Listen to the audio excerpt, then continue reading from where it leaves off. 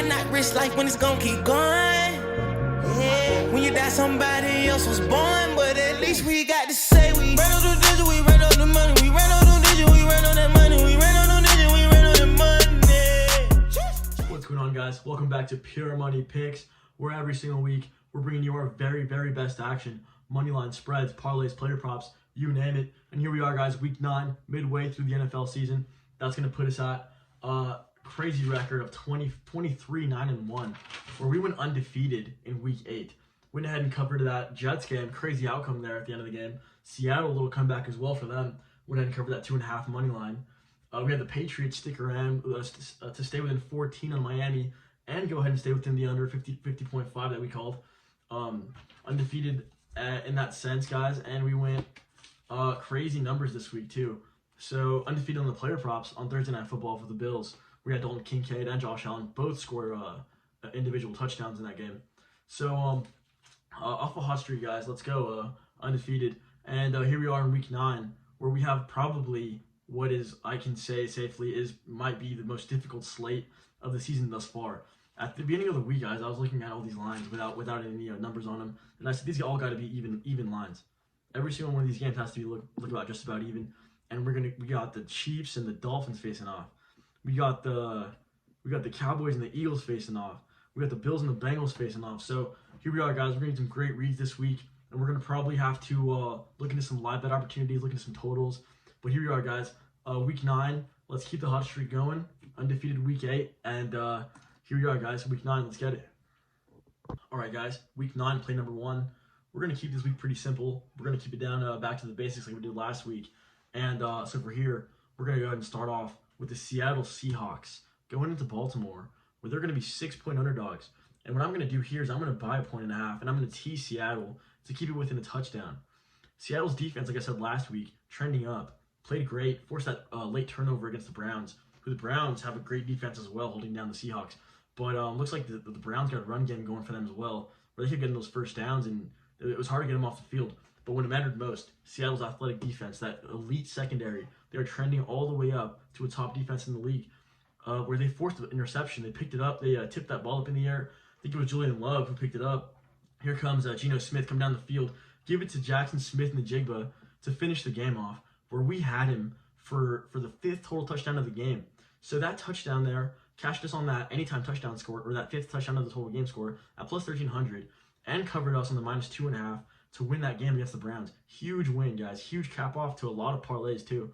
So we're gonna stick around here with this Seattle defense. I know we took the Lions against Baltimore a couple weeks ago and we got burned, but at the same time we had the Cardinals getting creative. NFC West teams looks like Baltimore's gonna have their hands full covering this kind of offense where we have Geno Smith. They're definitely gonna be game planning to limit turnovers, as that's what's kept Seattle from going pretty much winning the last 3 games that they lost against the Bengals was turnovers. Last game they lost against was turnovers. So Geno Smith again. Let's keep the ball. Let's keep it simple. Let's establish the run. We got Zach Charbonnet coming up behind Kenneth Walker. Look for his rushing totals this week as well. A couple receptions for him would not be a surprise. Maybe an anytime touchdown score. Probably gonna have him at like plus 900 to 1,000. So let's get Seattle. Seattle defense at 4.8 allowing 4.8 yards per play, top 5 in the league, to contain Lamar Jackson, who doesn't have the best weapons in Baltimore, aside from Zay Flowers and Mark Andrews. And let's see him keep this game close, run the ball well, and limit turnovers. Let's get Seattle to cover up a 7.5 against the Baltimore Ravens in Baltimore. That's going to be pick number 1. All right, guys, what's looking to be our last pick of the week for week 9.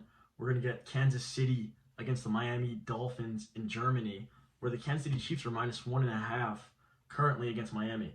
So we got the Chiefs coming off of a terrible game, 9 points only against the Broncos. Broncos defense stepped up very well in that game. And lots of red zone trips for the Chiefs that just ended with nothing. And I don't know how many times they went down the field and came away with no points till it got out of hand. So here we are with Patrick Mahomes battling the flu apparently too in that game. So here we are with KC in Miami. And we got an opportunity for Andy Reid to drop a bounce back game against a defense who's 28th in rush DVOA. They're the second half in the league in both pass yards allowed and rush yards allowed. And we're going to have an opportunity for the front line, Isaiah Pacheco, to have some success here against this front line from Miami, who allows tons of rush yards and break off runs. So I think in this game we can look for Patrick Mahomes to balance an offense that's founded upon a successful run game, where Isaiah Pacheco is attacking these holes, attacking these gaps, where you can dump it down to him a few times, invite the pressure, and eventually work your way out into the open field where we can get a Kansas City receiver to step up. Maybe it'd be Rashee Rice or Valdez Scantling or Kadarius Toney. Look for him to have a good game this week here, and I do believe that Kansas City can play this game down and take this victory here against Miami Dolphins, where we saw Miami play a similar team in the Philadelphia Eagles, who established the run on them very well. They threw it on them with ease. A.J. Brown had a huge game that game. A few weeks ago, we had Buffalo Bills. It just seems like Miami can't really play with the upper tier teams in this league that are looking to make Super Bowl runs. And here's Kansas City coming back off a terrible game where Andy Reid is going to have Mahomes absolutely bounce back in this game and take what they get and what's given to them. And it seems like we can get a lot given to us here from Miami as a Chiefs bettor, where they're only asking for 1.5 points from a high-powered offense like Kansas City. So I have no choice here but to lean with Kansas City against Miami, and perhaps maybe tease an underplay here as well, like an under 54 or under 55, as I think these guys are going to have some 3-and-outs. Miami might have some 3-and-outs. They might have a couple explosive plays here and score a few points here, but I think Kansas City is going to dominate the game tempo. They're going to take this one, and I think Kansas City gets the win in Germany by a 1.5 spread against the Miami Dolphins. And that's going to be our pick for Week 9. All right, guys, per usual, we got the PMP overtime player props. And typically on Thursday evenings, we don't really have a lot of access to a lot of lines that are out there. But for today, for this week, I'm going to go ahead and go with Tyler Lockett of the Seahawks to get over 4.5 receptions. That's even.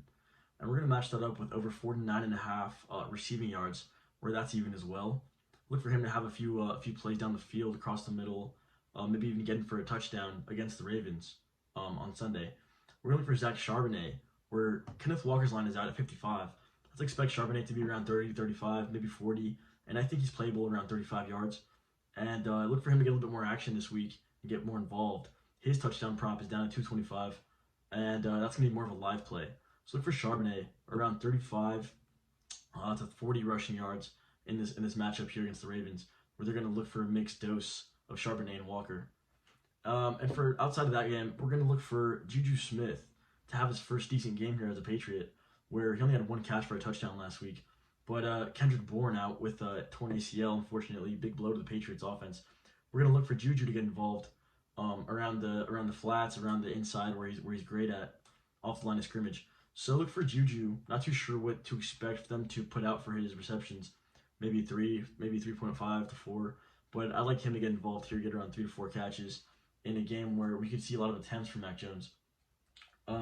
Especially with the departure of the Washington Commanders' defensive rush unit, with Chase Young out, and I think it was Jonathan Allen, or I can't quite remember. No, Montez Sweat out of there as well. So look for some passing opportunities to be open for Mac Jones, and let's get Juju to get involved there, around 3 to 4 catches. But anyways, thank you guys. I appreciate you guys watching the video, and let's look to stay undefeated, guys, from the 2-week stretch. We did not take a single loss last week in Week 8. So we're at Week 9, guys, midway through the season. The season's blowing by before our eyes. And let's get these units up, guys. Got some good games this week. Good luck to all of us. And make sure you like and subscribe. And hit us in the comments, guys, in case you let us know about a play you guys are playing, or something opens up for y'all. Let us know. We like to share plays around here. Hit us up on Instagram as well. And I appreciate you guys. Hope you guys have a great weekend. And we'll see you.